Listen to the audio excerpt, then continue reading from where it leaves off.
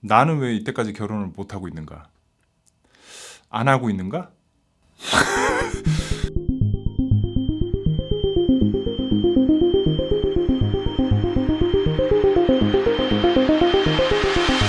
제 생각에는 제가 이때까지 봐온 결과 결혼을 하기 위해서는 셋 중에 하나여야 됩니다. 첫 번째는 철이 없을 때. 저도 아주 어릴 때 결혼하겠다고 여자애를 하나 부모님한테 이제 얘기를 슬쩍 꺼낸 적이 있습니다. 근데 그때 결혼을 했으면 아마 결혼을 했었을 거예요. 근데 이제 우리 부모님이 그 여자애를 썩 탐탁치 않으시더라고요. 이제 와서 생각하면 웃기죠. 지금 아직까지 결혼을 안 하고 있는 상황인데. 그때 부모님이 저한테 물어보셨던 게 고향은 어디니? 아버지 하시는 일은 뭐니? 이 질문이 어마어마하게 많은 함의를 띠고 있다는 거를 그 당시에 저는 몰랐습니다. 그런 거를 몰랐기 때문에 그때 여자친구였죠. 여자친구를 그냥 덥석 보여드렸었던 거고 그때 조금 이렇게 탐탁치 않은 반응을 보고 저는 좀 약간 충격을 받았었던 것 같아요. 근데 이제 결혼을 하게 되는 커플들을 보면 턱하니 데려왔을 때 서로 양가 간의 가풍도 비슷하고 경제력도 비슷하고 여러 가지 측면에서 잘 맞기 때문에 결혼 당사자들은 잘 몰랐겠지 지만 그런 모든 부분들이 아기가 어떻게 잘 맞아 떨어져서 결혼까지 꼴이 나게 되는 그런 경우를 얘기하는 겁니다. 철이 없을 때 결혼할 수 있다는 거는.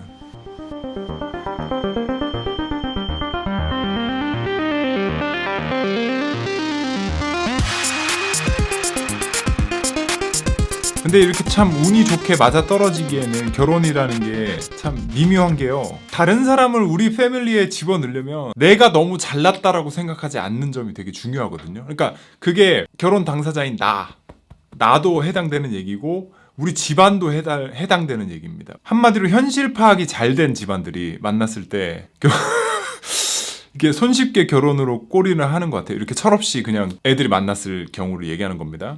생각해보면 저는 이렇게 배경들도 잘 안 맞았었지만 또 현실 파악도 되게 안 됐었던 것 같아요. 그리고 그 어릴 때는 나나 우리 부모님이나 어린 나이에 그렇게 빨리 결혼한다는 것에 대해서 조금 좀 더 보자. 네가 어떻게 뭘 하냐. 조금 더 사귀어보고 사람 만나보고 해라. 좀 약간 공통의 그런 나와 부모님 간의 암묵적인 동의가 있었기 때문에 철없을 때 결혼하는 건 저는 그때 물 건너간 것 같습니다. 그러니까 어린 시절에 결혼하는 애들 보면은 저는 지금 그런 생각을 해요. 쟤네가 진짜 뭘 모르니까 결혼할 수 있지. 저렇게 결혼해야지. 결혼은 저렇게 하는 거지.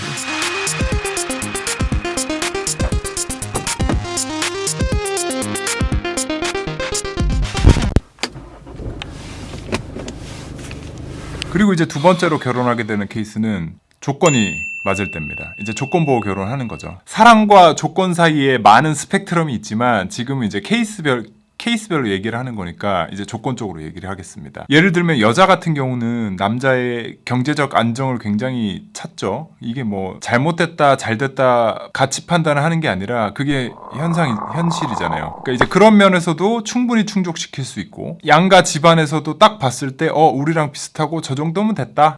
저 정도면 마음에 든다. 이게 되게 이상적인 시나리오인 거죠. 서울에 전셋집 할 능력 있고 안정적인 직업 가지고 있고 신체 건강하고 용모 단정하고 아버지도 아직 현업에서 되게 일 잘하시고 이런 집안과 집안의 궁합도 좋을 뿐더러 결혼 당사자들 간의 궁합도 굉장히 좋은 경우 이런 게 진짜 축복받는 결혼 우리가 흔히 얘기하는 그런 결혼이고 저는 사실 제 얘기를 좀 하자면 이제 그 조건을 만들기 위해서 열심히 일을 했습니다. 근데 물론 결혼하기 위해서 조건을 만들어야 되겠다는 건 아니고요. 남자 같은 경우는 그렇잖아요. 결혼을 하게 될 거니까 막연하게 그때 이제 뭐 와이프 고생시키지 말고 우리 뭐 자식들 낳았을 때 자식들도 뭐 이제 최고로 해줘야 되겠다 이런 책임감들이 좀 있지 않습니까? 저도 마찬가지였거든요. 우리 부모님들도 나 때문에 잘 되고 이제 결혼해서도 안정적으로 잘 이렇게 살 수 있는 그런 이제 미래를 꿈꾸기 때문에 그러니까 좋은 신랑감이 되기 위해서 열심히 일을 하는 건 아닌데 일이 또 잘 되고 하다 보면은 그래. 그럼 이렇게 하면은 내가 이제 결혼도 해도 되겠구나라는 시점이 오잖아요. 그때 한번 이제 만나던 여자친구를 이제 부모님한테 보여준 적이 있어요. 근데 부모님도 그때는 이제 얘가 이제 결혼할 때가 됐다 싶었는지 묻지도 따지지도 않고 어느 정도 그러니까 처음보다 진짜 묻지도 따지지도 않고 그냥 오케이 하시더라고요. 그래서 한번 만난 적이 있습니다. 이건 지금 만나는 여자친구도 모르는 얘기죠. 그래서 만나서 이제 결혼 얘기가 무르익는데 저는 어느 정도 굉장히 심각했었는데 이제 상대방 여자친구가 20대 중반이었나? 뭐 아마 그랬을 거예요. 잘 기억이 안 나는데 이 경우는 이제 제가 일방적으로 차였습니다. 그래서 팔에 흉터 보이시죠? 그래서 차인 날 운전하고 집에 오다가 교통사고가 났어요. 제가 다쳤습니다. 그러니까 이거는 뭐 제가 뭐 과격하게 운전을 해서 그런 건 아니고 사고가 어떻게 우연히 그날 이렇게 교통사고가 나서 그때 되게 멘탈이 완전 바스라졌었죠. 여자친구랑 헤어지고 교통사고 이렇게 나가지고 입원하고 아마 그 이후로 되게 내가 잘 나가던 기세가 좀 꺾이면서 공황장애도 걸리고 우울증도 걸리고 물론 이게 결혼이 엎어져서 뭐 이런 일이 있었던 건 아닌데 그때서부터 아마 내가 조금 더 열심히 돈을 벌고 더 열심히 조건을 만들자라는 생각에 되게 과로를 했었던 것 같아요. 아마 이런 경험이 있으신 남자분들은 굉장히 공감하실 겁니다. 없다고 말하지 마세요. 여기 다 있잖아요. 있는 거 압니다. 어쨌든 지금 말씀드리고 싶은 거는 저는 첫 번째로 철없을 때도 결혼하지 못했고 두 번째로 조건에 맞지도 않았기 때문에 이때까지 결혼을 못하고 있는 겁니다. 와, 차 엄청 막히네.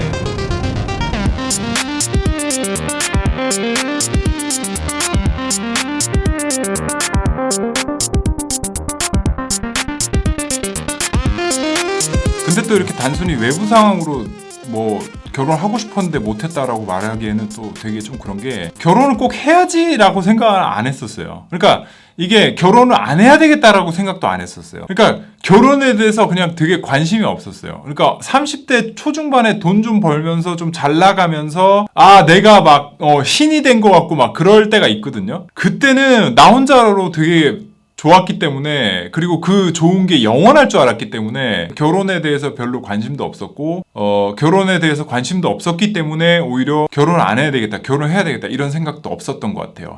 결혼에 대해서 집착하는 사람들이 나는 결혼하지 않겠어, 난 독신주의야, 나는 비혼주의야 이럽니다. 제 경험은 그래요. 결혼에 대해서 진짜 관심도 없잖아? 그러면 그런 얘기 안 해요. 결혼 뭐 언젠가 하겠지 생각이 없습니다. 저 뒤에 밀어놔요. 우선순위가 저기 있어, 결혼은. 저는 좀 그랬었던 거죠. 그러다 보니까 이제 시간이 흘러 2019년 이제 2019년 41세의 아재가 되었는데 그나마 다행인 거는 저는 지금 그래도 여자친구가 있고 여자친구도 제가 이렇게 쭉 얘기한 이 맥락을 이미 알고 그리고 결혼에 대해서 그러니까 저랑 생각이 되게 비슷해요. 그래서 막 결혼을 꼭 해야 되겠어 막 이렇게 막 그렇게 막 매달리는 스타일이 아니기 때문에 그게 말이 그런 게 아닌데 이거 말 잘해야 되는데 아무튼 여자친구가 되게 굉장히 성숙하기 때문에 이런 상황들에 대해서 모르는 것도 아니고 그리고 내가 여자친구를 굉장히 사랑하고 그리고 결혼 상대자로서 심각하게 생각하고 있다는 사실을 분명히 잘 알고 있기 때문에 지금은 이제 나이가 제가 있으니까 조금 더 늦기 전에 결혼을 이제 해야 되겠다. 그래서 올해는 결혼을 해야 되겠다라고 생각을 하고 있는 상태고, 저는 이제 여자친구 쪽 부모님도 뵙고요. 여자친구는 저희 아버지를 보고 이제 어느 정도 이제 슬슬 이것도 이제 또 막 갑자기 또 막 저 아버지 저 결혼할래요. 뭐 이렇게 안 됩니다. 예, 지금은 그렇게 안 되고요.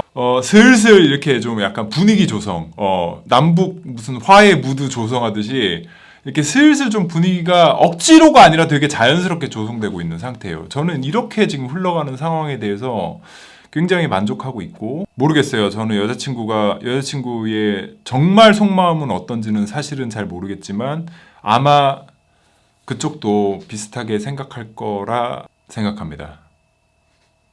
그래야 되겠죠? 아니면 어떡하지? 이거 보고 있을 텐데. 아니면 얘기해줘. 잠시 후 목적지 부근입니다. 목적지 부근입니다. 안내를 종료합니다. 너무 많이 변해가지고 와 저기 원래 저렇게 아파트가 올라와 있지 않고 그냥 뻥 뚫려 있는 뷰였는데 지금 와 동네가 완전 와 야 우리 동네 페라리가 있어. 저거는 제 생각에는 지금 여기 우리 동네 아파트 집값보다 비쌉니다. 저야 이렇게 선택한 인생이고 제 인생이 일반적인 인생은 아니기 때문에 또 파란만장한 인생이기 때문에 제가 선택한 선택지에 되게 후회가 없어요. 후회도 없고 이렇게 된 거에 대해서 뭐 불만도 없습니다. 뭐 주변 사람들이 저에 대해서 어떻게 생각하는지에 대해서 원래도 좀 신경 안 쓰는 스타일이라서 저는 괜찮은데 그나마 일반적인 인생을 사신 우리 부모님들 입장에서는 되게 뭐 그럴 거 아니에요. 저 집 아들은 나이가 몇 살인데 아직도 장가도 안 가고 뭐 예를 들면은 어머니 친구들, 아버지 친구들은 이제 뭐 손주가 뭐 있고 손주가 뭐 이미 뭐 초등학생이고 제 친구 저랑 동갑인 친구들 중에 보면은 뭐 초등학교 3학년짜리 애가 있고 막 이렇거든요 지금은. 그러니까 그런 면을 봤을 때는 조금 제가 부모님들을 생각하면 사실 마음이 편치는 않습니다.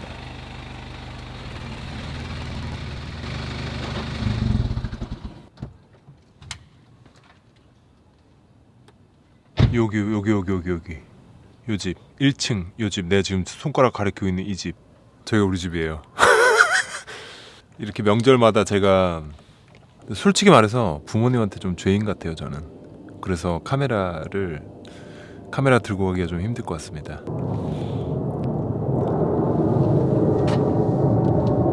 이 동네 비행기가 다녀. 아무튼 갔다 와서 봅시다.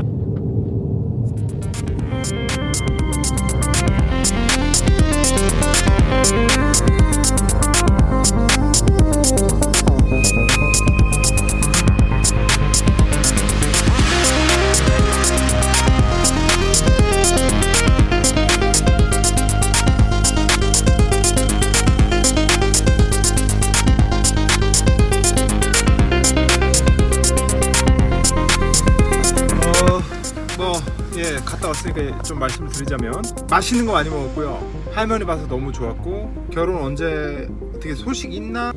이게 되게 이제 어른들도 막 물어보기 미안한 그런 느낌 있지.